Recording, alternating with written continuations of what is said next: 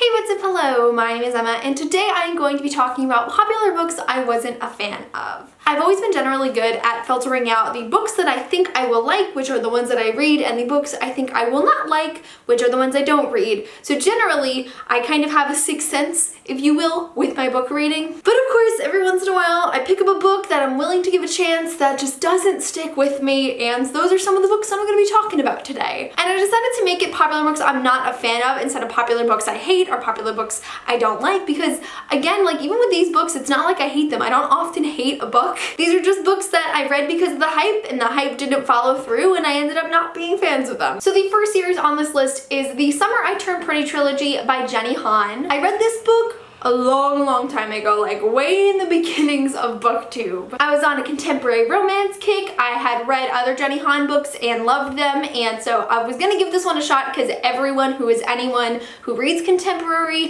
has read the Summer I Turned Pretty trilogy. Unfortunately, I really did not like these books at all. I'm surprised I was able to push myself through all three of them, because as I was reading, I was just like, what's the point anymore? I just feel these books don't really have much substance outside of a romance. Like, it has every trope you could possibly imagine. It has the girl who's beautiful, who doesn't think she's beautiful. We have a love triangle. We have the two brothers fighting over her. One of them's the sweet, innocent guy, and one of them's like the brooding, dark guy. And it's just, it was a lot. It was just, the entire book was just tension, and it wasn't the good kind of romantic tension I like, and I really did not enjoy these books. These are one of the books on this list that like are to the lower end of my enjoyment, because I really didn't like anything about them. The next popular books that I'm not a fan of are the Fifth Wave series by Yancey. See, it's weird because when I read the Fifth Wave, you'll see on Goodreads, I rated it 5 stars, and this is,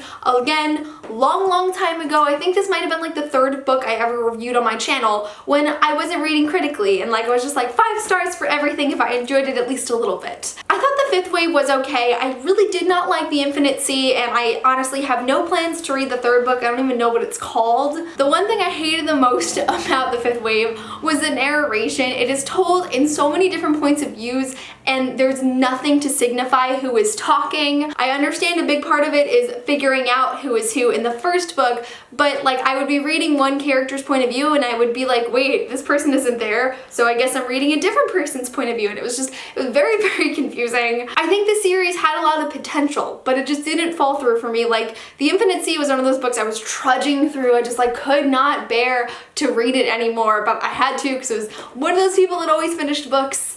But yeah, not a fan. I wish I liked it. I really did. I know so many people love these books, but it's just not a sci-fi book for me. The next set of books on this list is the Red Queen series by Victoria Aveyard. I haven't even read Glass Sword yet, and this is another one. I just have no desire to finish the series. It's not even worth my time at this point. I read Red Queen around the time when it first came out, and there was so much hype around it, and I was like, fantasy, this is cool, this is my thing. Like, I was really into the idea of it. It was another one of those books where as I was reading, I was forgetting things I was reading. Like, I couldn't even make it to the end of the book without forgetting a lot of details. I feel like a broken record saying this because anyone on BookTube who has read Red Queen and didn't enjoy it says that it is full of tropes, but that is true as well. It's just, oh man, all of these have so many tropes in them, and I'm so glad I've grown out of this stage in my reading because I'm not content with the books I was reading back in these days. This is also a high fantasy novel, and I read it at the time when I didn't like high fantasy and I was very afraid of the genre, so that could possibly have some influence as to why I didn't enjoy them as much. I wasn't a fan. I'm probably gonna unhaul these soon because they're just taking up shelf space and I just have no desire to read them. I really didn't like them, and sorry, I know this is like a popular one for a lot of people on the internet, but it just wasn't for me.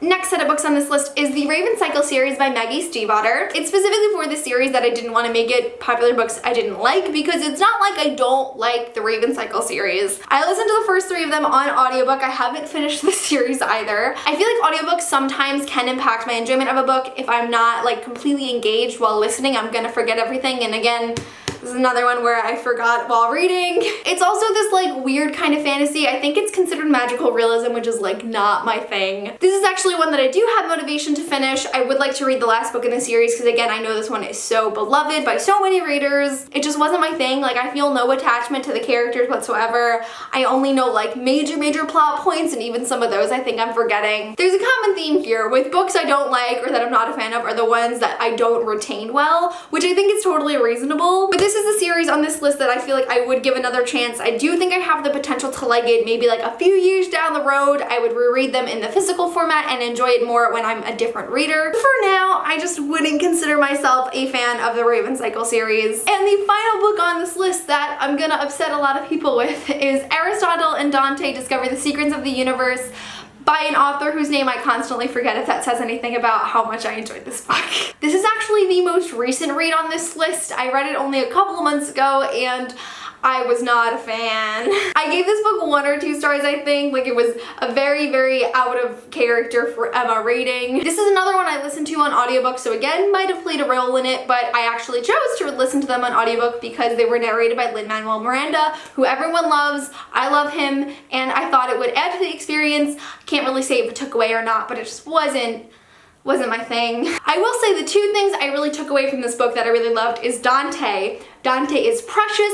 I adore him. If we had like a whole series just about Dante, I'd read it for the rest of my life because I loved him. I also really loved learning about what it is like to grow up in a Mexican family or a Latino community. We don't get books with a strong family dynamic, especially with a different culture. So we had these 2 Mexican families that we see a lot of, and that was a really valuable experience I took away from reading. But just everything else about this book, I like hated. I did not like the narration. I don't mean like Lynn reading the book, I mean the way the story was written. I am a plot-based reader. I don't normally like books when the character and the character's development is the main focus of the story. Like I need something that's gonna keep me going along with the characters growing, and I don't feel this book had it whatsoever. I also really did not like Ari. I know everyone loves Ari, everyone really identifies with him, and that's great, but he was literally one of my least favorite characters I've ever read.